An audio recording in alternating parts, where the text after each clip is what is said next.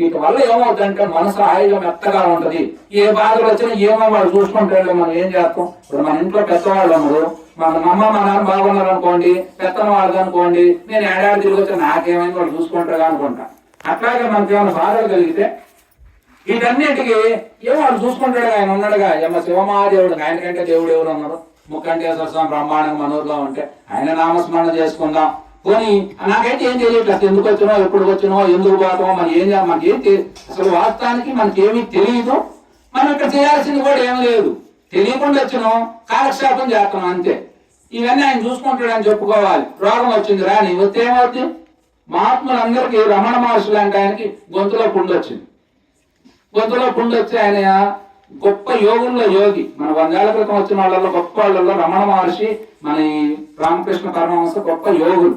ఏమి అసలు వాళ్ళు ఎంత వాళ్ళ జ్ఞానం వైరాగ్యంతోనే మొత్తాన్ని పాలించారు. ఒక రకంగా చెప్పాలంటే వాళ్ళు ఏం కావాలని ఆశించు గోసపేలు పెట్టుకొని బతికారు జీవితం మొత్తం. తర్వాత వాళ్ళ శిష్యులు గొప్పవాళ్ళు వచ్చారు, వాళ్ళు పెద్ద సంస్థలు చేసి ఉద్ధరించారు. చాలా వరకు అది లేదు. అట్లా చేసినటువంటి వాళ్ళకి ఆయనకు వచ్చింది. రమణ మహర్షి గారి కింద కూర్చొని కింద మొత్తం పిల్లలకు పుండ్లు పడి పురుగులు వచ్చింది. పురుగులు వస్తే ఆయన తట్టుకోలేక అంటే ఆ పురుగుల్ని ఒకసారి ఎదురు కింద పడితే మళ్ళీ కింద పడితే ఏమవుతుంది? పాపం అది విలవెల్లాడుతా ఉంటది పురుగు. అయ్యో పాపం అంటే ఆయనకి ఏమనిపిస్తుంది అంటే ఆ పురుగు కూడా నేనేగా, ఈ దేహం నేనే, పురుగు నేనే, అందుకని మళ్ళీ ఆ పురుగుని చేసి పుండ్లు వేసేవాడు అంట. ఎంత యోగానాది, ఎంత ఆత్మజ్ఞానం ఉంటే ఆ పని చేయగలడు. రమణ మహర్షి కూడా అంతే. ఆయనకు ఒక రోజు గొంతుకు పుండు వచ్చింది. పుండు వచ్చిన తర్వాత ఏం జరిగింది? ఆమె శారదామాత, ఆయనకు చిన్న వయసులోనే ఆమెకు పెళ్లి చేశారు. తర్వాత ఆమె ఎంత గొప్ప బంధమో, శారదామాత రామకృష్ణ పరమహంస. ఆయన ఎప్పుడో ఆమెంతా 3 సంవత్సరాల పిల్లప్పుడు, అప్పుడు బాల్య వివాహాలు కదా. అట్లా చేసి ఈయనకు ఆమె మీద ఏం మక్కువ లేదు, ఏం లేదు. కాళీమాత ఆశ్రమం పూజారికి ఉండేవాడు. ఆ తర్వాత ఏదో ఆధ్యాత్మిక గోళ ఆయన పోతాడు. తర్వాత ఆమె వయసు వచ్చిన తర్వాత చెప్పారు, అమ్మ నీకేదో పెళ్లి చేసుకున్నాడు, పలానా చోట ఆయన ఏదో తిక్కలో బోధిస్తా ఉంటాడు జనాలకు, అది ఇది అంటే ఆమె పోయి చూసి ఆయన చూసిన తర్వాత ఆమెలో ఒక రకమైనటువంటి గొప్ప గొప్ప వ్యక్తిని చూసా అనుకుంది. అనుకోని ఈయన సరసన మనం ఉన్నా చాలు, ఈయన సేవ చేసినా చాలు అని చెప్పి ఆ రకంగా ఆమె ఆయనతోనే కలిసి అలానే ఉంటుందా. ఉంటా వాళ్ళకి భార్యాభర్తల బంధం లేదు, శారీరక బంధం లేదు. వాళ్ళ శిష్యులు మొత్తం వాళ్ళకి బిడ్డలు. అట్లా వాళ్ళు అంత అన్యోన్యంగా ఉండేటువంటి దాంపత్యం అంత గొప్పగా ఉండేది. ఆ తర్వాత ఒక రోజు ఈయనకు వయసు పెద్దదైందిగా, గొంతుకు పుండు వచ్చింది. పుండు వస్తే ఆమెన్నది, ఎందుకంత సేటు నువ్వు బాధపడుతున్నావు, కనీసం ఒకటి గంజితో తాగలేకపోతాను, కాళీమాత నువ్వు చెబితే నీకు తీరుస్తుంది కదా, ఎందుకంటే ఆయన ప్రత్యక్షంగా మాట్లాడతాడని, అమ్మతో మాట్లాడతాడని కదా అని అంటే ఆమె ఏమో పాప అడిగింది. పాప ఆయన కూడా ఊపిరాడట్లా, గొంతు అంత బాధగా ఉంది, ఇబ్బంది పడుతుండు. ఏమో సార్ అమ్మని అడుగుదామని చెప్పి, అమ్మ ఏంది బాగా తట్టుకోలేకపోతున్నా అన్నాడంట. అంటే తట్టుకోలేకపోతున్నా, ఏదో కుక్కకి గంజాను తాగుదాం అనుకుంటున్నా అంటే అమ్మ అన్నదంట, అంటే ఈ ఒక్క గొంతే నీది, ఆ గొంతులని నీ కాదా అన్నదంట. అంటే ఆ గొంతుల ద్వారా తినేది నువ్వు కాదా అనేసరికి ఆయన సిగ్గుగా బిడియంగా అనిపించింది. అంటే ఆత్మజ్ఞానం కలిగిన వాడికి ఈ దేహమే నేను అనుకోడు, ఈ దేహం అనే తాత్కాలిక ఏదో ఒక వేసం వేసిన ఆ దేహాలు కూడా నేనే అనుకుంటాడు అనే భావన ఆయన భావన కలిగింది. అట్లాంటి భావన, అట్లాంటి సమతా భావన ఎన్ని ఉండాలి. చిన్న చిన్న ఈర్షులు, ఒక గురువుని ఇంకొక గురువు మెచ్చట్లా, ఒక శిష్యుని ఇంకొక ఫలాని గురువు గారి శిష్యుడు అంటే ఫలానా శిష్యుడు అంటే వేరుగా చూస్తాం. వేరుగా ఎందుకు? నీ శిష్యుడు అయితే ఇక్కడ ఒకటే మనం బాగా గురువు అనే 3 అక్షరాలు. గురువు అంటే ఎవరైనా గురువే, అందులో కేటగిరీలు ఉండొచ్చు. శిష్యుడు అంటే ఎవరు శిష్యుడైనా శిష్యుడే, అంతేగా. ఇప్పుడు గణేశుడు పాట నువ్వు పాడినా నేను పాడినా ఎవడు పాడినా గణపతి పాటేగా. గురు బ్రహ్మ ఎవరు చెప్పిన అదే గురు బ్రహ్మగా. అట్లా శిష్యుడిగా భావించాలి. దేవుడు మీ ఊర్లో ఉన్న శివుడైనా మా ఊర్లో ఉన్న శివుడైనా ఏదో ఆలయం డబ్బులను బట్టి మీరు కట్టచ్చు, మేము కట్టచ్చు, ఏదైనా ఆ శివుడేగా. పేరేదో మీరు ఒకటి పెట్టుకోవచ్చు, మేము ఒకటి పెట్టుకోవచ్చు, శివుడైనా కాదా. కానీ మా శివాలయమే శివాలయం అంటే మరి ఈ శివాలయం ఎవరు అంటే నువ్వు శివుడికే వ్యతిరేకంగా ఉంటావా? లోకం అంతా ఏం చేస్తుందంటే వ్యతిరేకంగా నడుస్తుంది. మా శిష్యులే శిష్యులైనట్టు, మా గురువుగారే గురువుగారు అయినట్టు, మా దేవుడే అయినట్టు, మా సంస్థలే గొప్ప అయినట్టు, ఇవన్నీ నడవటం వల్ల ప్రజలకు మీరేం సందేశాన్ని ఇస్తున్నారు. మొన్న ఈ మధ్య కొంతమంది గురువులు పలుకోవట్లా. ఏంటంటే ఎక్కడ చిన్న తేడాలు వచ్చినాయంట. మేము చెప్పినాం, గురువులు మీరు పలుకోకపోతే జనానికి ఏం బోధలు చేస్తారు, మీరే పలుకోకపోతే అందరూ సొంత వాళ్ళు, మీరు పలుకోకపోతే ఏం బోధలు చేస్తారు, జనం ఏం నేర్చుకోవాలా అని అంటే నవ్వాను. అంటే ఎందుకు మీకు అంత ఈ వేషాశ్రయులు మనకు అంత అవసరం ఏముంది చెప్పండి. ఇవన్నీ గురువులకే తొలగట్లేదమ్మా, గురువులకు. అందుకే నా బాధ అంతా, నేను ఎక్కువ బాధపడేది ఏంటంటే లోకంలో ఎందుకు మార్పులు రావట్లేదు అనే విషయాన్ని మనం తీసుకుంటే, హృదయాల్లో ఎందుకు కనీసం ఒక ఇత్తనం నాటలేకపోతున్నాం. రేపు కూర్చున్నాం 50 మంది 60 మంది, కనీసం ఒక్క ఇత్తనం కూడా దాని గురించి ఆలోచించలేకపోవటానికి కారణం ఏమిటంటే, ఈళ్ళలో పోకుండా వాళ్ళల్లో ఎక్కడి నుంచి వస్తుంది? అందు కాబట్టి రావాలంటే ఇక్కడ బలంగా ఉండాలి, ఇక్కడ బలంగా త్రిక్రమ శుద్ధి కలిగి ఉండాలి, క్రమశిక్షణ కలిగి ఉండాలి. అలాంటి వాడు ఉంటే ఎదుటి వాళ్ళు చక్కగా శ్రవణాలు చేయగలుగుతారు, శ్రవణం చక్కగా వినగలుగుతారు, విన్నదాన్ని మననం చేయగలుగుతారు, మననం చేసిన జీర్ణం చేసుకొని అది ఆచరించి అదిగా మారుతారు. అలా మారితే ఇవన్నీ మారటం అంటే మనం ఏదో జిడ్డు కృష్ణమూర్తి ఆయన యొక్క ఫిలాసఫీ అంతా ఉంటది. అసలు ఏ గురువు నేను దరికి చేర్చలేడు, ఏ దేవుడు కూడా నేను తీసుకుపోలేడు. ఇప్పుడు దేవుడు తీసుకుపోతే ముక్కంటేశ్వర స్వామి మనందరికి ఆరాధ్యుడు.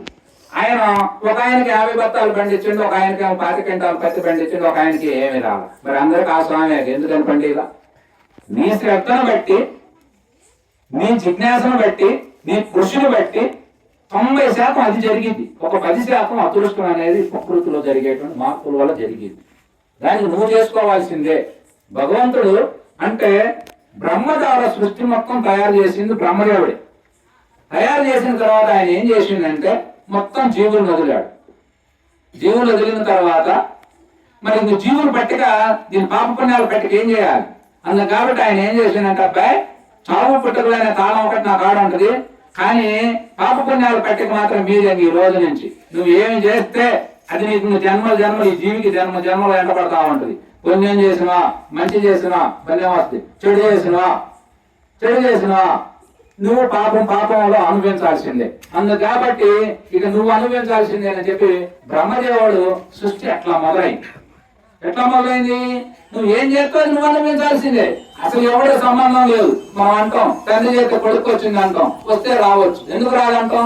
మనం 10 ఎకరాలు సంపాదిస్తాం, అందులో వాడు తిన్నాడు 10 ఎకరాలు వాడేకి తింటుంది. అందుకని పాపం కూడా వస్తే కొంత రావచ్చు. ఎట్లా వస్తాయి అంటే కాండ్రాని పాపాలు అయితే రావు, కానీ కనపడే పాపాలే వస్తాయి. ఎందుకని మంచివాడు అనుకో, నేను పలానా వాళ్ళ అబ్బాయిని అంటే మా అనుభవుడు రాయ్యా వాళ్ళ అబ్బాయి కూర్చోబెట్టాడు, కూర్చో ఎత్తాం టీ ఎత్తాం మరి అది చేస్తాం. ఇంకెవడన్నా ఏదో దొంగ చేయకూడని పనులు చేసాడు, ఆడుకొడుకు అయ్యా అంటారు. తర్వాత ఇది మంచివాడు అనుకో, దాన్ని మార్పు చేయొచ్చు. మళ్ళీ చెడ్డవాడి కొడుకు మంచివాడయ్యి మంచివాడు అనిపించాలని చాలా కష్టపడాలి. ఇలా ఒక ఎమ్మెల్యే కొడుకు ఎమ్మెల్యే అవుతుంది, మనం అవుతాం, మనం కాలేంగా. అందుకు కాబట్టి ఆ విధానంలో మంచివాడి వల్ల ఆ ఉపయోగం ఉంటుంది. ఇవాళ మనం ఏమనుకుంటాం అంటే ఆస్తులు ఇస్తేనే అనుకుంటాం, ఆస్తులు కాదు, మంచి పేరు ఇవ్వగలిగితే. నేను మా పిల్లలకు చెప్పింది కూడా అదే. నేను కష్టపడి చేస్తారా 10 ఏళ్ళు చేస్తే 10 లక్షలు సంపాదిస్తాను అనుకో, 10 లక్షల రూపాయలు మీకు మంచి పేరు వస్తుంది. పలానా వాళ్ళ అబ్బాయి అంటే రా కూర్చొని మంచి నీళ్ళు ఇస్తాను అంటే మీకు ఏం కావాలా? నేను మంచి పేరు కూడా ఆచారా, డబ్బులు మీరు సంపాదించుకోండి అని చెప్పాను. మంచి అనేది అంత అవసరం. సృష్టిలో మంచి చెడు 2 ఉన్నాయి, 2 లేని ఒకటి ఉన్నది, కానీ 2 ఉంటాయి. రెండింటిలో మన మంచి వైపుగా ముఖ్యంగా భక్తులు శిష్యులు వీళ్ళందరూ కూడా జీవితాలు చాలా బాగుండాలి. ఇప్పుడు ఏ గురువైనా, ఏ శిష్యులైనా, ఏ భక్తులైనా గుడికి పోయే వాళ్ళందరూ జీవితాలు బాగుంటారంటే 1 ఎకరం నుంచి 10 ఎకరాలు కొనటం కాదు. నువ్వు 10 ఎకరాలు కొను, 50 ఎకరాలు కొను, 50 సెంట్లే కొను. ఉన్నదాంటే సంతృప్తిగా బ్రతకటం, భార్యాభర్తలు ఐకమత్యంగా ఉండటం, పిల్లలు అందరు కుటుంబం సరదాగా బ్రతకటం, ఇరుగు పొరుగు వాడితో బాగుండటం. ఇట్లా మనందరం బాగుంటే ఎంత ఉంటే ఏం పోయింది రాయిగా వాడు. హాయిగా సాయంత్రం వస్తారు, భార్యాభర్తలు బ్రహ్మాండంగా ఉంటారు. నెలకోసారి హాయిగా సినిమా పోతారు, వారానికి ఒకసారి గుడికి పోతారు. హాయిగా సాయంత్రం పూట కుటుంబం అంతా కూర్చొని భోజనం చేద్ది. చూస్తే ఎంతకంటే ఇచ్చేసి కుటుంబం లాగుందిగా అనిపిస్తుంది. లేదు, ఏం గుడికి పోతుండే బడికి పోతుండే అలవాట్లు ఏం మారింది లేదు. ఇవన్నీ లేనప్పుడు ఏ మంత్రాలు ఏ గురువులు ఏం చేస్తుండ్రు చెప్పండి, మీరు ఆలోచించండి. ఇప్పుడు మన గురువు గారే మన ఊరిలో ఎన్నో మంత్రాలు ఇచ్చిండు. ఈ మంత్రాల వల్ల మనం ఎంతమంది మెరుగై ఉంటాం, ఎంతమంది మార్పు చెంది ఉంటాం. నిజంగా మంత్రానికి గురువుకి పవర్ ఉంటే మార్చాలా లేదా? ఇప్పుడు నాకున్న తపనకి నేను మార్చగలిగితే మొత్తం మీ అందరినీ క్షణాల్లో మార్చేస్తా. కానీ తపన ఉన్నా అది మారేది కాదు, ఎందుకంటే మీరు మారాల్సిందే. ఇది జిడ్డు కృష్ణమూర్తి ఆ రకంగా ఏ గురువు మిమ్మల్ని దరిచేర్చలేడు. వీళ్ళందరూ కూడా మార్గదాతలు. అంటే మనం లైన్ మీద వెళ్తుంటే హెల్ప్ లైన్ బోర్డులు ఉంటాయి ఎక్కడెక్కడ, టర్నింగ్కి అన్నిటికి. ఇదిగో ఇటు పోతే కరాలు పాడవద్దు, ఇటు పోతే చిన్నగారు పాడవద్దు, ఇటు పోతే పిడుగురాడు వస్తుందని హెల్ప్ లైన్ బోర్డులే ఈ గురువులందరూ కూడా మనకి. ఆ యొక్క దైవం దైవం అంటే ఏమిటి? విష్ణుమూర్తిని, శివుడిని భగవంతుడిగా, దైవంగా మన శాస్త్రాలన్నీ చెబుతున్నాయి. వాళ్ళను నువ్వు చేరాలంటే ఈ గురువు అనే నావ ద్వారా చేరవచ్చు. కానీ నావకే అన్ని తోట్లు పడి బొక్కలు పడి ఉంటే నువ్వైతే అది మునిగిపోతుంది. ఇంకేడా అందుకంటే మంచి గురువుని ఎంపిక చేయాలి. మనం ఒక మంత్రం తీసుకోవడం అంటే ఏందో తెలుసమ్మా, మీ జీవితం మొత్తం వాళ్ళ కోడికం చేయటమే. వాళ్ళకి ఏం తెలుసో తెలియదో, మీరేం తెలుసుకుంటారో తెలియదు. గురువుకి జీవితం మొత్తం మనం పోవటం కాదు, ఆయన పోయినా మనం పోయినా మాత్రం మన పిల్లలు కూడా వాళ్ళ గురువు గారంట అనేటువంటిది ఎంపిక చేయాలంటే మనం ఒక మంచిదాన్ని ఎంపిక చేసుకొని మంచిగా చేసుకోవాలి. చేసుకోకపోతే ఏం చేస్తాం? బానిసత్వం అవుతాం. బానిసత్వం కాదు, మన ఆధ్యాత్మికత అంటే ఏంటంటే బానిసత్వం కాదు, బంధ విముక్తుడు కావటం, నిత్య జీవన్ముక్తుడు కావటం. అవన్నీ కావాలి. అవన్నీ కాకపోతే ఏం ప్రయోజనం లేదు. ఈ ఆధ్యాత్మికత, ఈ భక్తి, ఇవన్నీ కూడా వీటి వల్ల పెద్ద ప్రయోజనం ఉండదని మహాత్ములు మనకి 4 రకాలుగా చెబుతున్నారు. ఇప్పుడు మనం చెప్పుకున్నంత ఒక టైపు, రేపు దీన్ని మళ్ళీ మనం మార్చి చెప్పవచ్చు. గురువుల వల్ల ఉపయోగం ఏమిటి? మంత్రం చేసుకోవడం వల్ల కొంత అంటే గుడ్డి కంటే మెల్ల మీద అన్నట్టుగా. అంతేగాని అసలు 2 కళ్ళు ఉన్న సామెత అయితే అది కాదు. 2 కళ్ళు ఉన్న సామెత 3వ కన్ను తెలిసి దివ్య దృష్టి ముక్కంటేశ్వరులాగా మారాలంటే ఇవాళ చెప్పుకున్న సత్సంగానికి మనం దాంట్లో ఉన్నటువంటి లోటుపాట్లన్నీ వెతికి నిజమే కదా, సత్యమేమిటి, సత్యాన్ని తెలుసుకుందాం. సత్యానికి మనం అందరం దాసుమేగా. ఇప్పుడు ఎవరన్నా ఏదైనా అబద్ధం ఆడితే అబద్ధాన్ని అబద్ధమే అంటాంగా, అదే నిజాన్ని మనం ఒట్టుకుంటాం. రాత్రి మా అబ్బాయి కాబట్టి కొద్దిగా అన్నంలే కానీ ఏదో తెలియకన్నాడు అని అంటాం. కానీ మనం నిజాన్ని ఒప్పుకోవాల్సిందేగా. అందుకంటే ఇట్లాంటి స్వేచ్ఛతో కూడుకున్నటువంటి ఎన్ని రోజుల నుంచో చూస్తున్నా ఇవన్నీ ఇట్లా. ఎందుకంటే మీ అందరూ గురు సాంప్రదాయంలో ఉన్నవాడు. ఈ ప్రవచనం నేను వేరే వాళ్ళకి చెప్పాలి కాదు, వాళ్ళకి తెలియదు అసలు ఇవన్నీ చెప్పినా. మీరందరూ ఎంతో కొంత సాధకులు కాబట్టి, ఎల్లయ్యనాయన గారి యొక్క అడుగుజాడల్లో మీరందరూ నడిచారు కాబట్టి, ఆయన జీవితం కూడా అందులో కొంత బాగా పెట్టినటువంటి వ్యక్తి. ఆయన కూడా ఏ మచ్చ లేకుండా జీవించినవాడు. ఆ విధానంలో మీరు తీసుకొని, మీరు ఏ విధానంలోనైనా తీసుకోండి, ఏ గురువునైనా అనుసరించండి. కానీ సత్యాన్ని తెలుసుకోవాలి, జ్ఞానం ద్వారా సత్యాన్ని తెలుసుకోవాలి, ధర్మంగా నడుచుకోవాలి. సత్య దర్శనం, ఆత్మ దర్శనం అయితేనే మన మంత్రం యొక్క సార్థకత అయినట్టు. అది ఎట్లా అవుతాయి అంటే సాధన చేయాలి. ఇట్లాంటి సత్సంగాలు ఎక్కువగా వినాలి. ఇప్పుడు పాటలు ఉన్నారు 10 ఏళ్ల నుంచి పాడుతూనే ఉంటారు. కానీ ఒక 5 నిమిషాలు లేట్ అయితే మైకాడు వేసి వెళ్ళిపోతాం. ఏం 10 నిమిషాలు వేరు పనులు లేవా? ఏం పాడకపోతే ఏమైంది? ఇప్పుడు మనం వేదిక మీద పోతాం, 5 నిమిషాలు అంటాడు. 5 నిమిషాలు కానీ ఎంత వస్తే అంత ఏం చేస్తాం? దానికి కాడ ఉన్న సమయం ఆ సెట్ చేసిన దాన్ని బట్టి ఉంటుంది. కానీ పాడు ఆయన పాడిండు, ఆయన పాడితే నువ్వు పాడినట్టు కదా. ఆయన పాడింది నువ్వు పాడదామని రాముడు పాటేగా, నువ్వు పాడిన రాముడినేగా కీర్తించింది. కానీ ఓర్పు లేదు.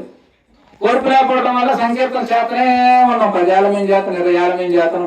ఏ మార్పులు మన జీవితాల్లో వచ్చిందే లేదు. ఆర్థికంగా వచ్చింది లేదు, ఆరోగ్యంగా వచ్చింది లేదు, మానసికంగా ఎదిగింది లేదు, జ్ఞానం పొందింది లేదు. ఏమి దానివల్ల ఏమవుతుందమ్మా, శిష్యుడు సరిగ్గా లేకపోతే గురువుగారి చెడ్డపేరు. పిల్లలు సరిగ్గా లేరనుకోండి, తల్లిదండ్రులు ముందు అనేది తల్లిదండ్రులు. భారతం చెబుతుంది 14 సంవత్సరాలు దాకా పిల్లగాడు ఏ తప్పు చేసిన మొత్తం తల్లిదండ్రులకి చెందిందంట. 14 తర్వాత 21 దాకా 50-50 సరిసగం. ఆ తర్వాత తల్లిదండ్రి వీడు మా మాట ఇంట్లేదని వదిలేక మొత్తం వాడిదే. లేదు కాదుగా మేము కూడా మొత్తం నీ బరువు అంటే సగం పోయేవాళ్ళు. అట్లాగే శిష్యుడు సక్రమంగా నడుచుకోకపోతే ఆధ్యాత్మిక ఎవరైనా మీ గురుగారు ఏం మనిషివే అంటాడు. అదే మనం అడ్డగొట్టు పెద్దగా పెట్టిపోతున్నాం అనుకో, భక్తుడులా ఉండవే అంటే మన వల్ల శివుడు చెడ్డ పేరు వచ్చింది. మన వల్ల మన తల్లిదండ్రులకి, మన గురువుకి, మనం ఆరాధించే దేవుడికి గౌరవం పెరగాలి. ఆ పెంచాలంటే మనమే పెంచాలి, ఆయనేం పెంచడు. ఆయనకి ఏ సంబంధం? ముక్కంటేశ్వర సక్రంగా ఆయన పద్మాసనం వేసుకుని బ్రహ్మాండం కూర్చుంటాడు. ఆయనకి ఏం సంబంధమే లేదు. నువ్వు పోయేటంతా ఆయన ఎట్లుంటాడు, నువ్వు ఏది కోరితే అది వస్తా ఉంటుంది. నీకు ఆడు కోరుకోవటమే నీకు తెలియాలి. అలా జీవించాలని చెప్పి మహాత్ములందరూ కోరుకుంటున్నారు. వాస్తవానికి ఇదంతా గురుతత్వం. కానీ ఇంట్లో గృహానికి సంబంధించిన మంచి మంచి కథలు, మంచి మంచి విధానాలు ఇవన్నీ చెప్పాలి. కానీ పురాణాలు చదువుతాం, బ్రహ్మాండంగా ఉంటాయి ఎన్నో, మనసుకు హాయిగా ఉంటుంది, లేచిపోతాం. కానీ ప్రింట్ పాడట్లా ఉపయోగం ఏముంది? ఏ పురాణం వింటే కృష్ణుడు గొప్పవాడు అయితే నాకు లాభం ఏంటి అంటున్నా. నా పని ఏంటంటే కృష్ణ భగవానుడు గొప్పవాడు అయితే నాకు ఉపయోగం ఏంది? మన కృష్ణుల్లో అందులో ఒక 10% మనం తీసుకొని మనం ఆయనలాగా జీవిస్తేనే కదా. మన పురాణాలన్నీ ఏం చేస్తున్నాయంటే చెప్పేవాళ్ళు పురాణం లాగే ఉంటుంది, హాయిగా ఉన్నట్టుగా ఉంటుంది. చప్పట్లు కొడుతున్నాం, పూజలు చేస్తున్నాం, దక్షిణలు ఇస్తున్నాం, పంపిస్తున్నాం, ఆయన సర్దుకొని వెళ్ళిపోతాడు. నీకు ఉపయోగం లేదంటున్నా. మనకు ఉపయోగం. మనం ప్రతి మనిషి ఒక వ్యాపారస్తులాగా ఆలోచించాలి.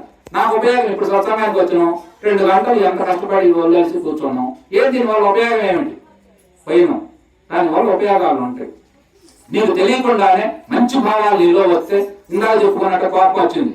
ఏమో మన ఒక మాట అన్నాడు స్వామివారు, ఆగు నా 2 నిమిషాలు ఆగు. ఆ ఒక్క ఓర్పు.